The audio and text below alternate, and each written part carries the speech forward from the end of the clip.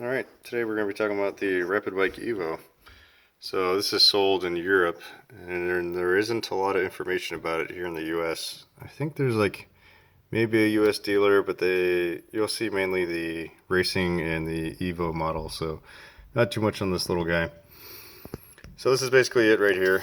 It's a small, cast aluminum construction. It's got some resistors and, it's computer controlled on the inside, so this is pretty much your basic fuel trimmer. It's got a number of settings on here, 1 through 7. I didn't really know what all of these settings were originally, so I looked online, found some directions for some of the other bikes, which kind of explained a little bit more. So basically for this first dial, this talks about the different setups that you could have for your bike. So, and I'm not going to go too much into detail. You can look that up on your own. But for these instructions, this is for the KTM 390 Duke. It says here for number 5, which is basically like most stock bikes with aftermarket exhaust. And then from here, this is your air-fuel ratio trimmer. And obviously, you can either add more or take away fuel. So, comes with this harness. Just comes around. Pretty simple. Now, these are for your O2 sensor. So this end here will plug into the sensor for the harness side, and then this end here goes to your O2 sensor.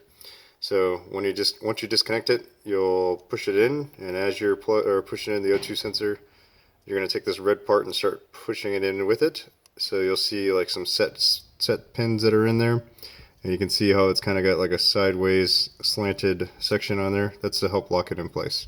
So that part's pretty simple. So in case you don't know or fully understand what the purpose of this is the way this is designed is it intercepts the signal in between the O2 sensor.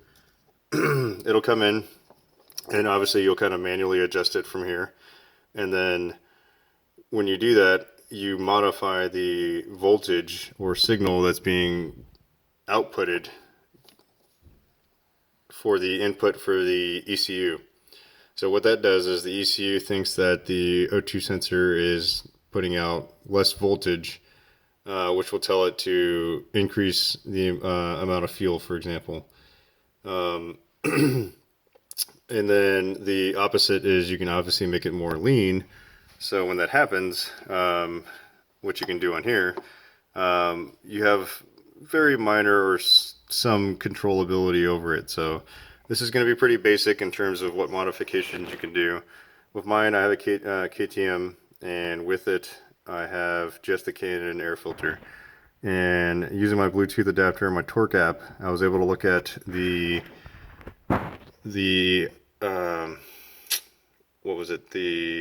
measured and the commanded air fuel ratio.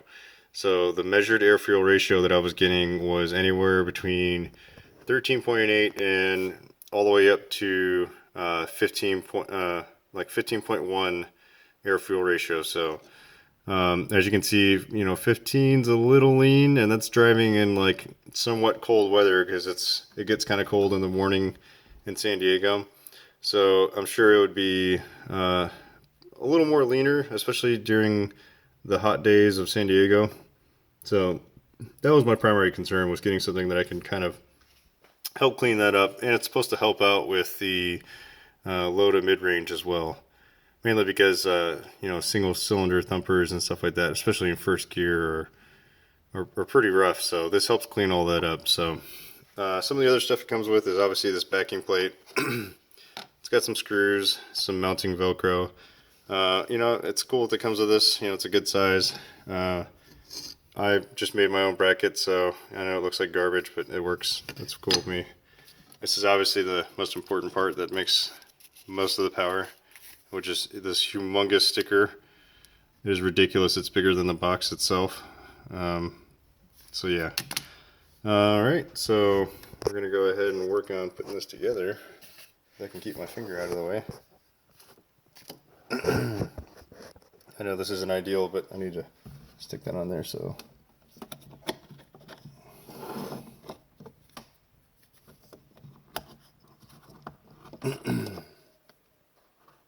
Now, it's not too bad, but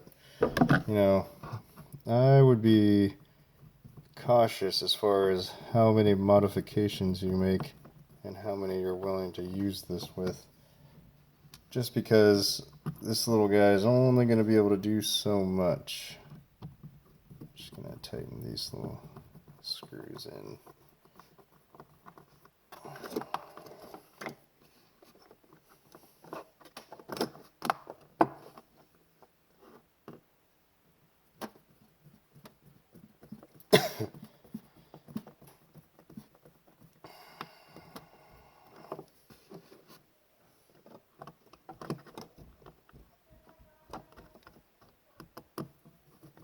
Okay.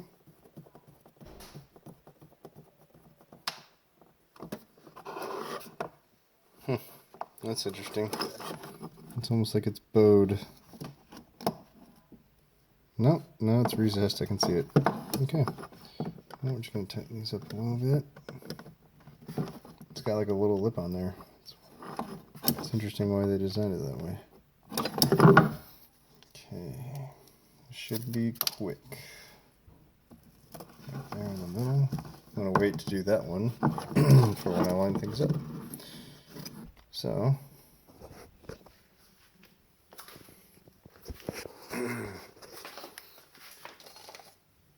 okay. So right up in here, this is the O2 sensor where it's kept. Well, the connections. It's got it tucked up or right behind this chassis bar here. So you'll have to undo it and pull it down. It's pretty simple.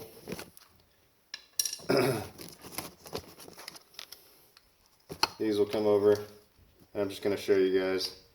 I'll do all the routing for the cables and everything here in a little bit. So, oh, wrong way.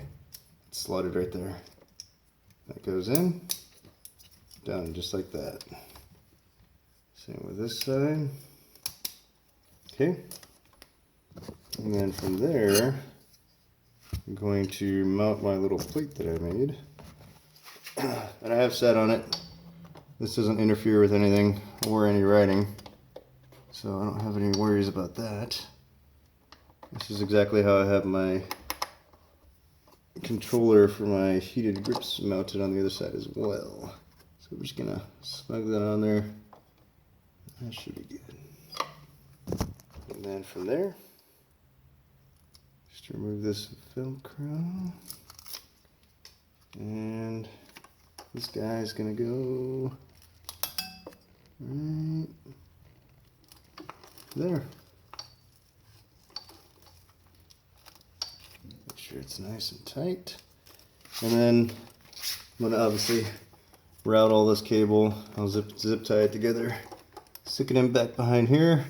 Now you're gonna want to be careful. You don't want it to droop down because you have your exhaust pipe here that could heat up really quick and melt some stuff. So, but that's pretty much it. It's pretty simple design, nice and easy and quick to do.